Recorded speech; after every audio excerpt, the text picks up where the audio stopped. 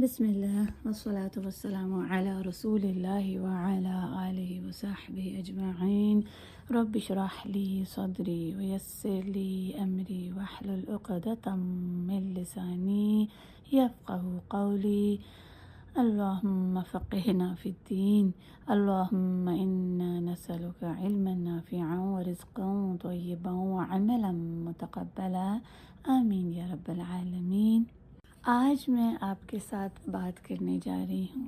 ایک ایسی نعمت کی جو سب سے زیادہ قیمتی ہے۔ اس نعمت سے بڑھ کر اور کوئی نعمت نہیں ہے۔ اگر یہ نعمت ہے تو باقی تمام نعمتیں ہمارے لیے سکون اور خوشی کا باعث ہیں اس دنیا اور آخرہ میں، پر اگر یہ نعمت نہیں تو باقی تمام نعمتیں وبال ہیں۔ یہ ایسی نعمت ہے جس کی ہمیں خواہش کرنی ہے، ہمیں دعا کرنی ہے، ہمیں اس کو پانے کی کوشش کرنی ہے۔ بھلا کون سی ہے وہ نعمت؟ وہ نعمت ہے ہدایت کی۔ جی، ہدایت بہت بڑی نعمت ہے اور جس کا قرآن مجید میں بہت زیادہ ذکر ہے۔ آپ کے اکثر سوالات آتے ہیں کہ یہ ہدایت ہے کیا، اور رمضان کریم ہے، اس میں قرآن مجید کو زیادہ سے زیادہ پڑھتے ہیں، ہم سیکھتے ہیں، جانتے ہیں، لیکن اگر ہمیں اس کا مقصد ہی نہیں پتہ تو ہم کیسے قرآن کو سمجھ سکتے ہیں؟ دیکھیں، قرآن مجید کا مقصد ہدایت ہے۔ یہ کتاب ہدایت لے کر آئی ہے اور اس مہینے میں، رمضان کے مہینے میں یہ نازل ہوئی۔ اور جو سورۃ البقرہ میں رمضان کی آیہ جو آتی ہے 185 آیہ میں جب آپ دیکھتے ہیں تو کیا اللہ سبحانہ بتاتے ہیں؟ شہر رمضان الذی انزل فیہ القرآن ھدی للناس وبینات من الھدی والفرقان۔ اس کا اب آپ مطلب خود جا کر دیکھیں، خود سیکھیں کہ یہ جو دیکھیں رمضان کا مہینہ وہ بابرکت مہینہ ہے جس میں قرآن مجید نازل ہوا، اور اس مہینے کی اہمیت اسی لیے زیادہ ہے کہ قرآن مجید اس میں نازل ہوا، وہ کتاب جو ہدایت لے کر آئی، تمام انسانیت کے لیے ہدایت ہے۔ اور نہ صرف یہ بلکہ اس میں روشن دلائل ہیں ہدایت کے۔ صرف اس آیہ میں ہی 2 بار ہدن کا لفظ، خدا کا لفظ آیا ہے۔ قرآن مجید میں جو خدا کا لفظ ہے وہ بہت بار آیا ہے، 316 مرتبہ یہ لفظ آیا ہے مختلف طریقوں سے، اور صرف یہ لفظ جو خدا ہے، ہدن، ہدایت جس کا معنی ہے، وہ 85 دفعہ آیا ہے قرآن مجید میں۔ اس کی جو جڑ ہے، جو روٹ لیٹرز ہیں، وہ ہے ہا دال یا، خدا، ہدایت۔ تو چلیں آئیں سمجھتے ہیں کہ یہ ہدایت ہے کیا۔ اس کے بارے میں آپ کے بہت سے سوالات بھی آتے رہتے ہیں کہ اصل میں ہدایت ہے کیا۔ تو دیکھیے سورۃ البقرہ کی شروع ہی میں جیسے ہی شروع ہوتی ہے تو اس میں آتا ہے ھدی للمتقین، اور پھر مختلف جگہوں پہ قرآن مجید میں ہدایت کے بارے میں آتے آتے آخری دفعہ اس کا ذکر آتا ہے سورۃ العلق میں، جو 30واں پارہ ہے۔ تو پہلے سے لے کر 30ویں پارے تک کہیں نہ کہیں اس کا ذکر رہتا ہے، بار بار مختلف طریقوں سے اور روشن دلائل کے ساتھ، کھلی نشانیوں کے ساتھ۔ جو سب سے آسانی سے بات سمجھ آنے والی ہدایت کے بارے میں وہ یہ ہے کہ یہ فرق کرتی ہے صحیح اور غلط کے بارے میں، حق اور باطل میں فرق کرنا۔ اسی لیے اس کو الفرقان بھی کہا گیا ہے نا، جو سیدھے راستے کی طرف رہنمائی کرتی ہے، شر سے بچا کر خیر کی طرف لے کر آتی ہے، بہتر بناتی ہے انسان کو، اس کے اخلاق، اس کے اعمال بہتر بن جاتے ہیں۔ اس لیے ہم رسول اللہ صلی اللہ علیہ وسلم کے اخلاق دیکھتے ہیں کیونکہ وہ چلتا پھرتا قرآن ہے، ان کا اخلاق ہے، ان کا کردار ہے۔ تو اگر ہمیں ہدایت کو سمجھنا ہے، اگر ہمیں اپنے عملوں میں لے کر آنا ہے تو ہمیں رسول اللہ صلی اللہ علیہ وسلم کی پیروی کرنی ہے۔ اسی لیے رسول اللہ صلی اللہ علیہ وسلم کو قرآن مجسم بھی کہا جاتا ہے، یعنی قرآن اگر کسی انسانی صورت میں آ جائے تو وہ رسول اللہ صلی اللہ علیہ وسلم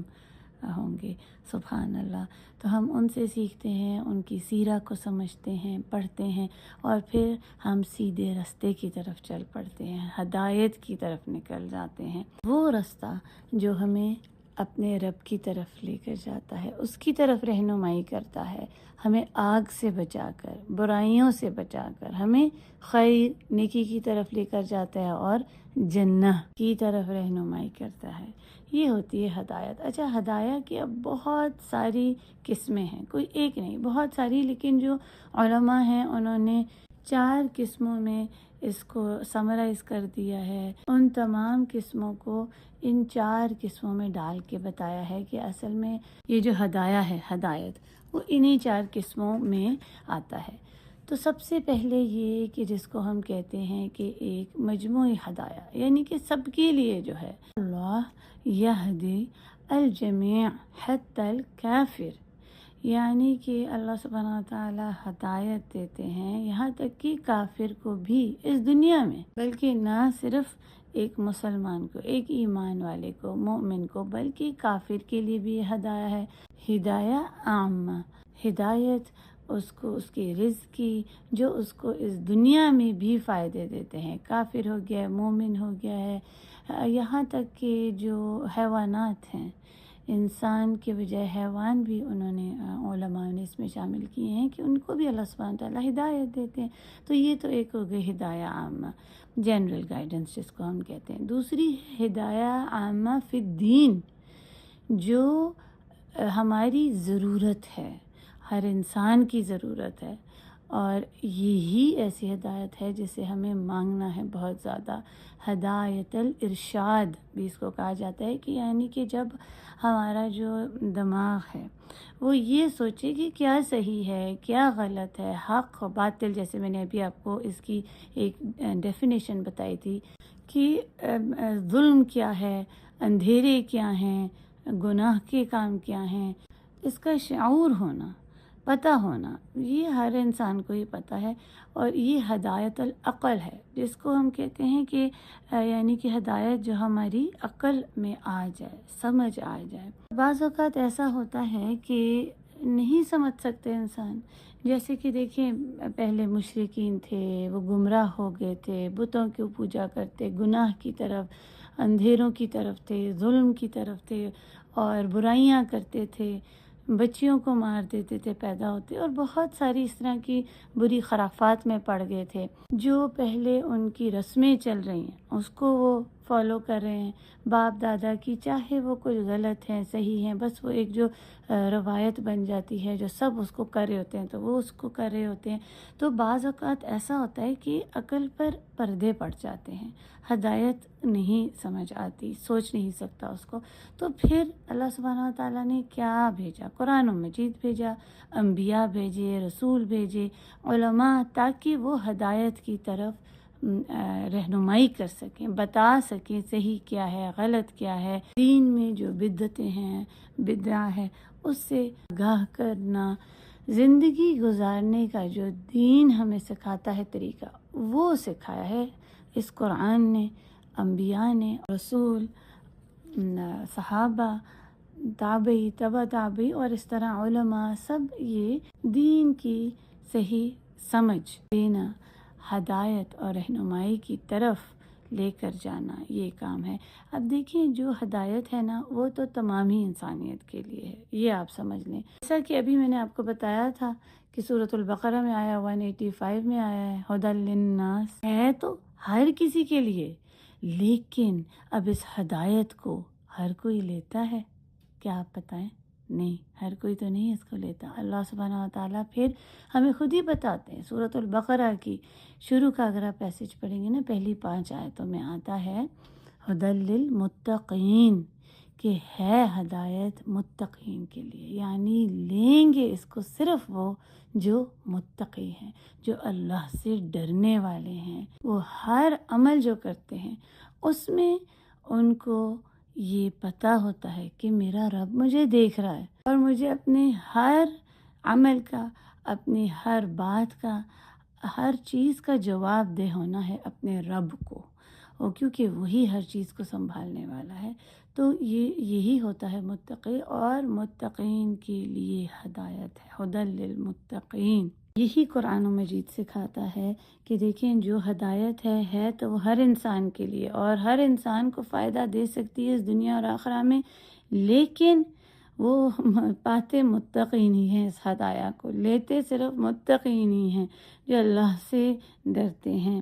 یہ ان کے لیے خاص ہے کیونکہ وہ خالص ہوتے ہیں اور وہ نیک اور صالح ہوتے ہیں، وہ اپنے رب سے محبت کرتے ہیں۔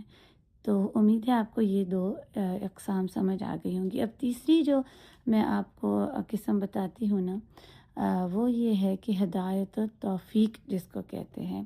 کامیابی کی طرف ہدایت، کہ پہلے اللہ سبحانہ تعالیٰ نے ہمیں سچائی حق دکھا دیا، ہمیں اس کی طرف رہنمائی کر دی، قرآن مجید کو بھی بھیجا، اللہ جل جلالہ نے اس کی توفیق عطا فرمائی کہ اب اس کو پاتا کون ہے، لیتے کون ہے۔ تو توفیق بھی اللہ ہی کی طرف سے ہوتی ہے اور وہ متقین لیتے ہیں۔ پر اب اس کا یہ مطلب نہیں کہ یہ کوئی کہے کہ مجھے تو اللہ نے توفیق ہی نہیں دی، اسی لیے تو میں گمراہ رہ گئی یا رہ گیا، مجھے تو ہدایت ملی ہی نہیں۔ ایسی بات نہیں ہے۔ انسان کا جو دل ہے نا، اس کی حقیقت کو اللہ سبحانہ تعالیٰ جانتے ہیں۔ جو چاہتا ہے ہدایت کو پانا، اللہ جل جلالہ اس کو عطا کرتے ہیں۔ اللہ تعالیٰ نے تو ہمارے لیے ہی ہدایت بنائی ہے۔ ایسا تھوڑی ہے کہ کوئی بس اللہ سبحانہ تعالیٰ نے کچھ خاص چنے ہوئے بندوں کو کہا کہ انہیں کو ہدایت ملے گی، ایسا نہیں۔ اللہ سبحانہ تعالیٰ نے تو خود انسانیت کے لیے کہا یہ ہدایت ہے، لیکن کون اس کا طالب ہے، کون چاہتا ہے اس کو پانا، کون خواہش رکھتا ہے، کون صحیح راستے کو چنتا ہے۔ اب دیکھیں ابو طالب کے بارے میں ہم کتنا پڑھتے ہیں۔ رسول اللہ صلی اللہ علیہ وسلم کا انہوں نے بہت ساتھ دیا ان کے گھر میں، اور رسول اللہ صلی اللہ علیہ وسلم سے بڑھ کر کون ہدایت کی طرف رہنمائی کر سکتا ہے۔ اس کے باوجود ابو طالب نے حق کو نہیں مانا، بلکہ ان کی موت کے وقت ان کے بستر مرگ پر بھی رسول اللہ صلی اللہ علیہ وسلم نے بہت کوشش کی کہ ایک بار آپ کلمہ پڑھ دیں، میں آپ کی سفارش کرا پاؤں گا، لیکن ان کا دل اس کو مانا ہی نہیں، وہ راضی ہی نہیں تھے۔ اللہ جل جلالہ کو دل کی کیفیت کا علم ہے، تو توفیق بھی اللہ کی طرف سے آتی ہے ہر نیکی کے کام کی، اور اسی لیے ہم اللہ سبحانہ وتعالیٰ سے ہر وقت دعا کرتے ہیں کہ اللہ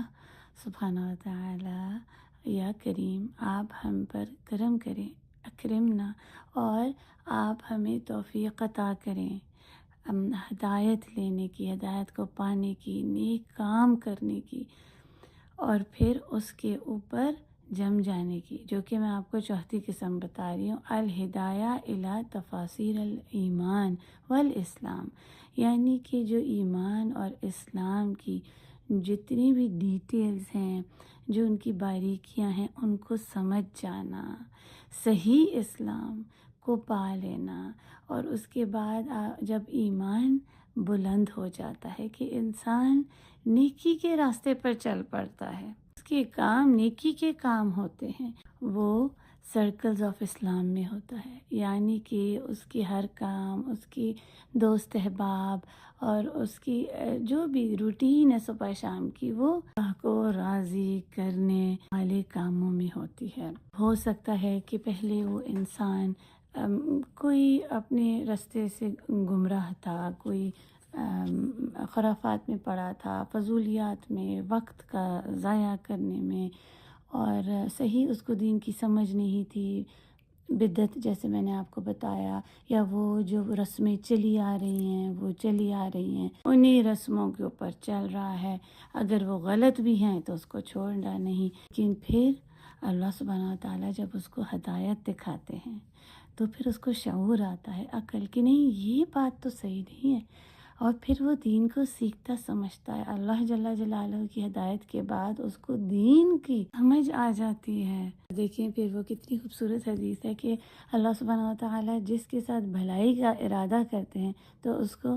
دین کی سمجھ دے دیتے ہیں، جس کے لیے اللہ خیر چاہتے ہیں تو اس کو خیر ہی خیر مل جاتی ہے۔ وہ صحیح سنہ کو فالو کرتا ہے، جو صحیح منہج ہے اس کی طرف لگ جاتا ہے، اور یہ ہدایت التوفیق اور ہدایہ الی تفاسیر الایمان والاسلام ہے۔ یہ ہدایت کی چیدہ 4 قسمیں ہیں جو میں نے آپ کو بتا دی ہیں، لیکن آپ یاد رکھیں کہ ہدایت جو ہے نا وہ دنیا کے ہر معاملے میں ہوتی ہے، یہی تو ہے ہدایت، اور قرآن و سنہ ہمیں یہی بتاتا ہے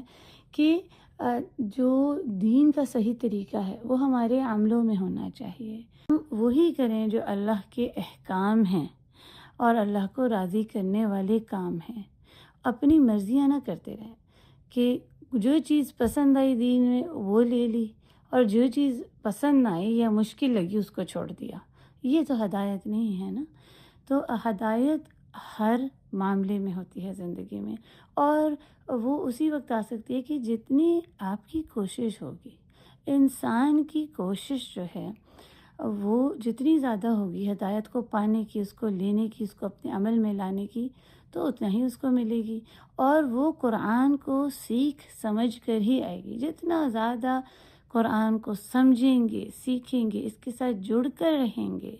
تو اتنا ہی زیادہ فائدہ ملے گا اس دنیا میں اور آخرہ میں ہدایت کو پا کر۔ جس کو ہدایت مل جاتی ہے نا، اس کی سوچ ہی تبدیل ہو جاتی ہے، اس کی باتیں ہی بدل جاتی ہیں، اس کی زندگی ہی خیر بن جاتی ہے۔ تو اس قرآن و مجید کو سمجھیں، اس سے سیکھیں اور اس سے جڑ جائیں، کبھی نہ چھوڑیں، کیونکہ اسی میں ہمیں بار بار ریمائنڈرز ملتے رہتے ہیں۔ اللہ سبحانہ وتعالی ہمیں جو ہدایت دیتے ہیں قرآن سے، اس سے ہمارے بہتر اخلاق ہوتے ہیں، ہماری رویے، ہماری جو ایٹیٹیوڈز ہیں وہ بدلتے ہیں۔ اگر کسی کو زیادہ علم نہیں ہے، کوئی کم عقل ہے، یا پھر جیسے کہ کوئی جاہل ہے، کوئی غصہ کر رہا ہے، لڑائی کر رہا ہے آپ کے ساتھ، بحث و مباحثہ، تو اس کے ساتھ آپ کا کیا رویہ ہونا چاہیے۔ پھر اپنی ازدواجی زندگی میں اور اپنی خاندان والوں کے، اپنے دوست احبابوں کے، اساتذہ، سب کے ساتھ کیسے ہمارے رویے ہونے چاہیے۔ یعنی زندگی کو گزارنے کا ہر طریقہ جو ہمیں ہمارا دین بتاتا ہے، جو اللہ سبحانہ وتعالی اور رسول اللہ صلی اللہ علیہ وسلم بتاتے ہیں، وہی ہے ہدایت۔ اور اس ہدایت کو پانے کے لیے جو اس کا سب سے بڑا عنصر ہے نا، وہ ہے تقویٰ۔ اگر میں چاہتی ہوں کہ مجھے ہدایت ملے تو پھر مجھے تقویٰ اختیار کرنا ہوگا۔ جیسے کہ ابھی میں نے آپ کو بتایا کہ ہدایت متقین کے لیے ہے، کہ اللہ کا خوف، آپ خالص ہوں، آپ جینوئن ہوں، اور آپ اللہ سے ڈرنے والے ہوں، صرف اس کے لیے، اس کی رضا کے لیے آپ کا ہر کام ہو، لوگوں کا خوف نہ ہو، کیونکہ پھر آپ اپنے عمل کو درست نہیں کر سکیں گے۔ اور خالص ہو جائیں اس قرآن و مجید کے ساتھ۔ سب سے بڑی یہ بات ہے کہ اس کو کھلے دل سے پڑھیں، سمجھنے کے لیے کہ میرا رب مجھے کیا بتا رہا ہے، مجھ سے اللہ سبحانہ وتعالیٰ کیا چاہتے ہیں کہ میں کیا کروں۔ صرف اس کی تلاوت کر کے صفحے ہی نہ پلٹتے جائیں، لیکن جو قرآن و مجید کا مقصد ہے، ہدایت، اس کو پانے کی کوشش کرنی ہے ہمیں۔ یہ ہماری جو دل کے لیے ایک خوراک ہے، جو قرآن و مجید ہے نا، ہماری دل کی خوراک ہے۔ جب ہم دل کو خوراک دیں گے نا، تو پھر ہمارا جسم ہدایت کی طرف لگ جائے گا۔ اب دیکھیں، جیسے کہ کھانا ہمارے جسم کی ضرورت ہے، تو ویسے قرآن و مجید بھی ہماری روح کی ضرورت ہے، اور ہمیں اس کی بھوک لگنی چاہیے۔ جیسے ہمارے جسم کو چاہیے ہوتا ہے نا خوراک، ویسے کبھی آپ نے ایسا محسوس کیا ہے کہ آپ چاہتے ہیں اس کو پانا، ہماری روح رہنمائی چاہتی ہے، تو ہم اس کو سمجھیں، اس پر غور و فکر کریں، اس پر تدبر کریں، اور اس کو سیکھیں، نہ صرف سیکھیں بلکہ دوسروں کو بھی سکھائیں۔ جو ہدایت آپ کو ملی ہے، دوسروں کو بھی اس کی طرف بلائیں، دوسروں کو بھی اس کی طرف رہنمائی کریں۔ ہدایت ایسی نہیں ہے کہ اب کبھی وقت ملا تو چلیں دیکھ لیں گے، سمجھ لیں گے، سیکھ لیں گے۔ یہ ایک بیکار کے فالتو وقت کی کوئی ایکٹیویٹی نہیں ہے، یہ ہر وقت کا ساتھ ہوتا ہے ہدایت کا۔ کوئی ایک ونس ان اے وائل کی بات نہیں کہ کبھی کبھار ہاں جی آج ہدایت مل گئی تو کل نہیں ہے، اس طرح نہیں ہے۔ اس کی کوشش کرتے رہنا ہے ہمیں۔ وہ صرف قرآن و مجید سے اعوذ گہرا باللہ تعلق من ہونے سے ہی الشیطان ملتی ہے، الرجیم اگر ہم بسم قرآن سے اللہ جڑے ہیں تو۔ الرحمن اسی لیے ہماری بھی قرآن کی الرحیم کلاسز ہوتی ہیں، اذا سب کو بلاتے ہیں اس کی طرف کہ تھوڑا تھوڑا السماء سیکھیں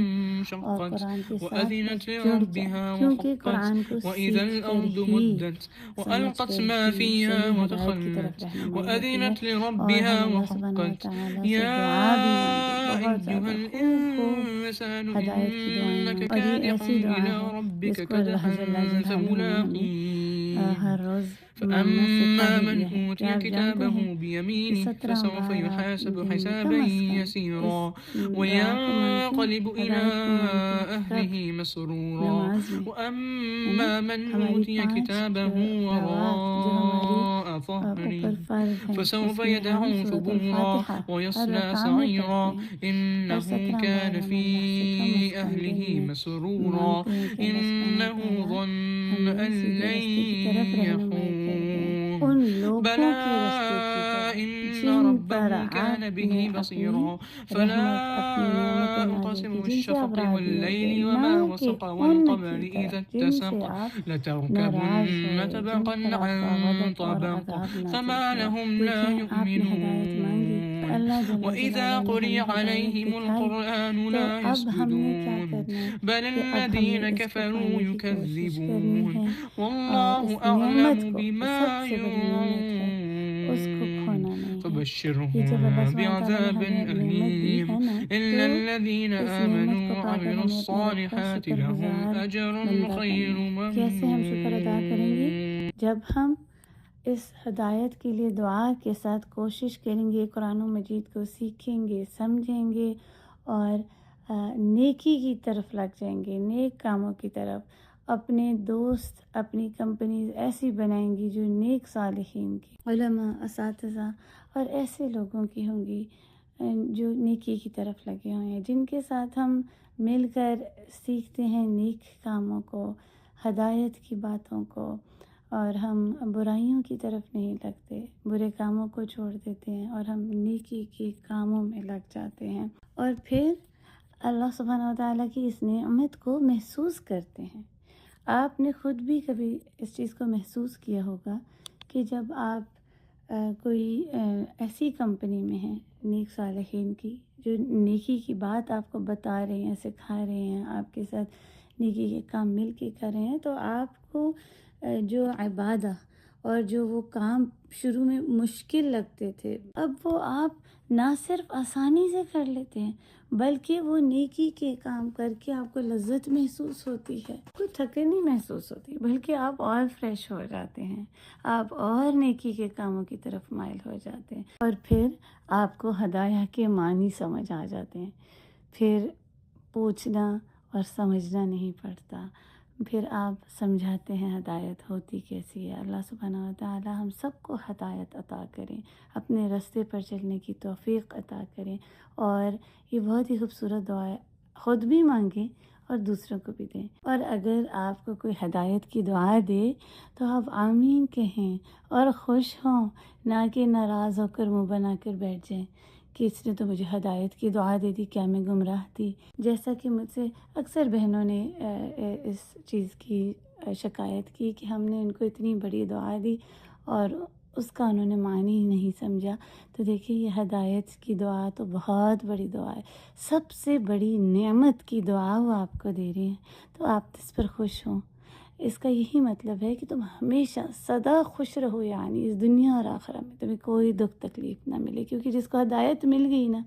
اس کو سب کچھ ہی مل گیا، اس کے لیے تو کوئی تکلیف بھی ہے تو وہ بھی اس کے لیے تو جنت ہے۔ تو ہدایت کی دعا بہت خوبصورت دعا ہے، اس کو بہت زیادہ مانگیں اور اس کو پانے کی کوشش کریں، جو کہ قرآن مجید سے ہمیں ملے گی، اور قرآن ہی نور ہے، یہی ہدایت ہے، اس کے سوا کوئی نور نہیں، کوئی ہدایت نہیں، باقی سب ظلمات ہیں، اندھیرے ہیں۔ یہی ہے قرآن مجید جو ہماری زندگی میں روشنی لے کر آتا ہے، ہماری روح